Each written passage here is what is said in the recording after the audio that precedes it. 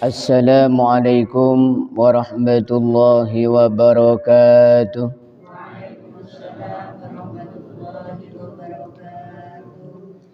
Alhamdulillahilladzi farada alaina ta'alluma syara'i'il Islam litafriqi baina sihhati wal butlani wal halali wal haram.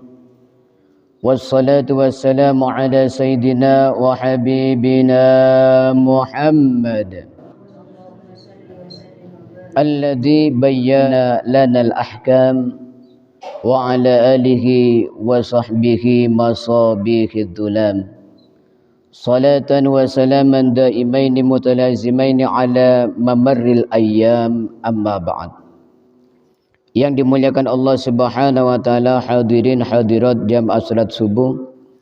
Alhamdulillah pada pagi hari ini kita masih diberikan nikmat sehat oleh Allah Subhanahu wa taala sehingga bisa melaksanakan salat subuh berjamaah. Mudah-mudahan bisa istiqamah.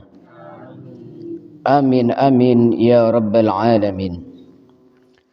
Melanjutkan kajian kita tentang hal-hal yang membatalkan puasa. Qala al-musannif al-ustadzul Habib Hasan bin Ahmad Al-Kaf, matta'ana Allah bi tuli hayati syarifah wa nafa'ana bi ulumihi fid dharain. Amin.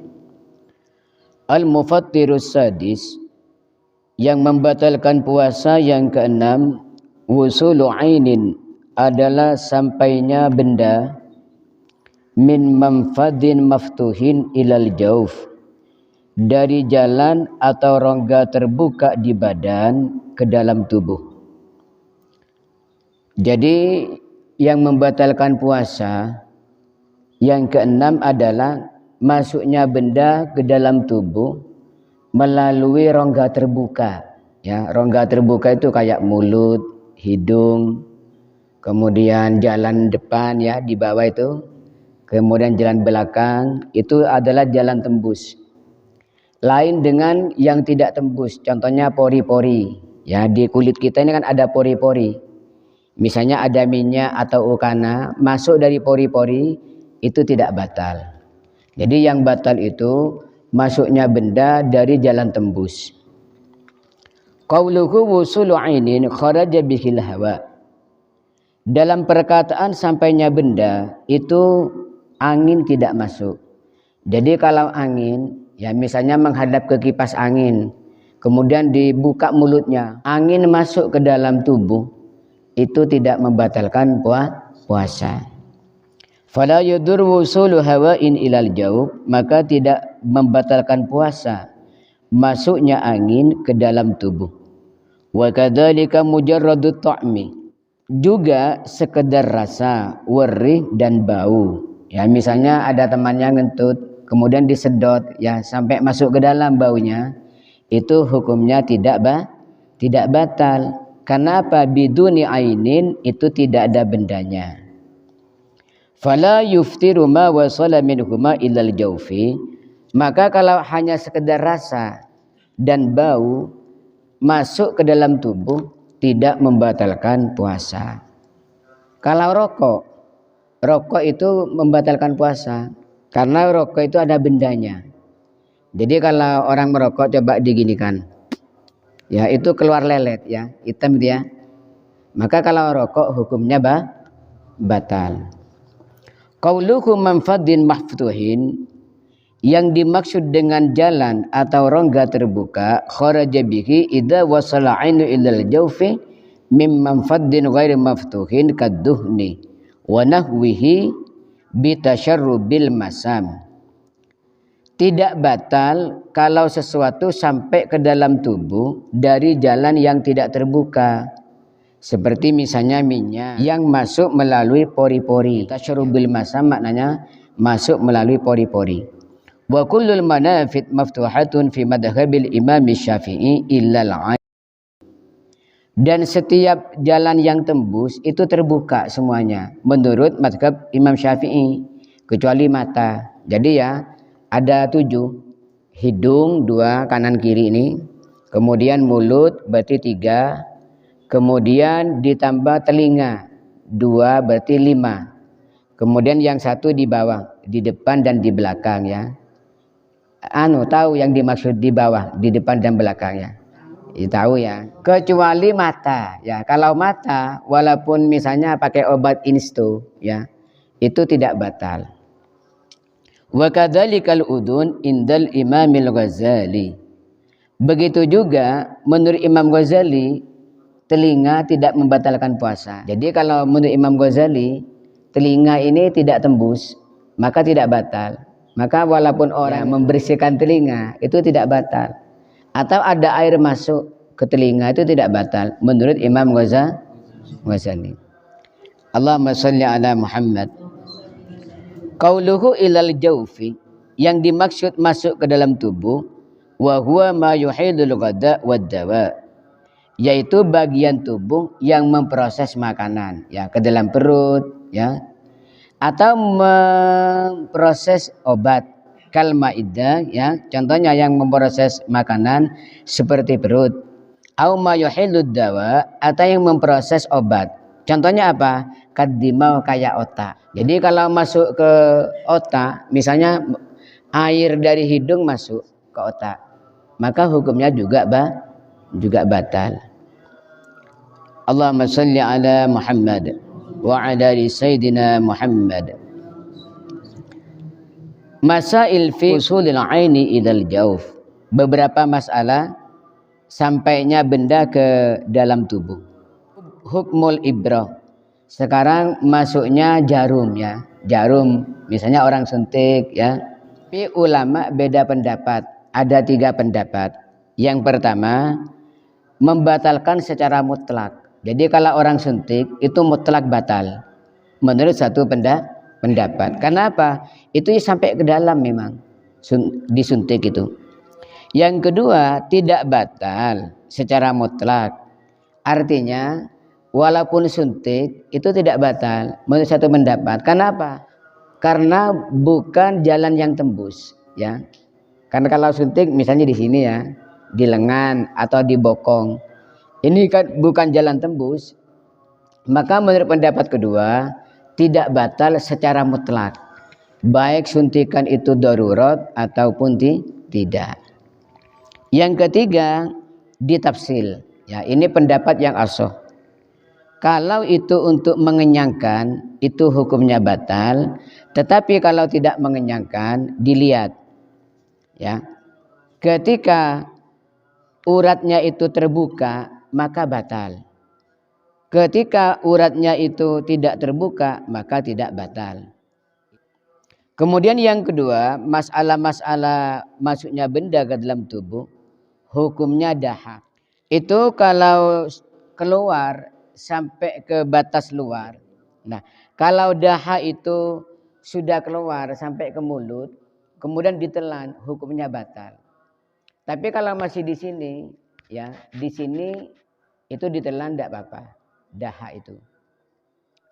Kemudian menelan ludah. Menelan ludah itu tidak membatalkan puasa, karena itu sulit untuk menghindari, ya, sulit untuk menghindari. Walaupun sengaja dikumpulkan, ya, ludahnya itu dikumpulkan, diperbanyak, yang dikeluarkan ke mulut, setelah itu ditelan. Biar nggak ngelak misalnya ya. Kan ada anak kecil main ludah ya. Dikumpulkan ludahnya di mulut kemudian ditelan. Itu tidak membatalkan puasa. Kecuali itu tercampur dengan darah ya. Kalau tercampur dengan darah itu hukumnya batal. Misalnya ada orang kena penyakit dalam atau gusinya berdarah. Maka kalau ada darahnya itu tidak boleh ditelan. Kalau ditelan hukumnya batal. Kemudian yang keempat adalah masuknya air ketika mandi, ya. Mandi ada air masuk. Kalau mandinya itu diperintah baik sunnah maupun wajib, misalnya mandi junub ataupun mandi sunnah, mandi Jumat misalnya, maka tidak batal puasanya kalau mandinya itu disiram ya, pakai keran atau pakai siwur. Tetapi kalau mandinya itu inrimas, menyelam dalam air, ada yang masuk ke dalam airnya, itu hukumnya batal. Wabil khusus ketika ngentut di dalam air, itu hukumnya batal. Kenapa? Ketika ngentut itu kelepnya terbuka, ya. Maka air ada yang masuk. Kemudian kalau mandinya itu tidak diperintah, misalnya mandi hanya karena panas, ya. Saya mandi ini biar dingin, biar tidak panas, biar tidak sumuk. Maka hukumnya batal kalau ada air yang masuk, ya. Baik mandinya itu dengan cara menyelam maupun disiram. Allahumma shalli ala Muhammad wa ala ali sayyidina wa maulana Muhammad. Kemudian yang kelima, hukumnya ketika berkumur air masuk. Jadi ketika berkumur ada air yang nyelonong ke dalam. Ini ditafsil. Kalau berkumurnya itu sunnah, misalnya dalam wudu atau mandi, ini kalau tidak keterlaluan berkumurnya tidak membatalkan puasa. Jadi berkumur itu ada yang mubalaghah, yang sangat. Itu kalau masuk air hukumnya batal. Tapi kalau biasa ini tidak batal kalau berkumurnya itu sunnah. Misalnya dalam wudu atau mandi. Coba dibuka man. Nah, biar ibu-ibu tahu ya. Yang dimaksud dengan kumur biasa ini begini. Ya. Ini kalau berkumur dalam wudu ada air masuk tidak batal, ya. Karena berkumurnya tidak keterlaluan, misal gini.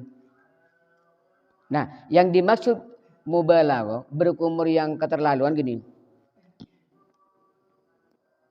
Ya, ini kalau ada air masuk maka hukumnya batal. Maka jenengan kalau berkumur di bulan puasa biasa aja gini. Nah, kecuali najis. Kalau najis itu berkumur dengan penuh, ya. Jadi kalau najis begini. Nah, seperti itu. Misalnya keluar darah dari gusi, maka nanti kalau sudah mampet darahnya itu berkumurnya dimubalauhkan. Umpama ada air yang masuk karena mencuci najis di mulut itu tidak batal, karena darurat. Allahumma shalli ala Muhammad. Mudah-mudahan kita bisa menjaga puasa kita dari hal-hal yang membatalkan ataupun dari hal-hal yang mengurangi pahala puasa. Amin amin ya rabbal alamin. Asyhadu an la ilaha illallah astaghfirullah nas'aluka ridhaka wal jannah ونعوذ بك من سخطك والنار أشهد أن لا إله إلا الله أستغفر الله نسألك رضاك والجنة ونعوذ بك من سخطك والنار أشهد أن لا إله إلا الله أستغفر الله نسألك رضاك والجنة ونعوذ بك من سخطك والنار اللهم إنك عفو كريم تحب العفو فاعف عنا اللهم إنك عفو كريم تحب العفو فاعف عنا اللهم إنك عفو كريم تحب العفو فاعف عنا يا كريم.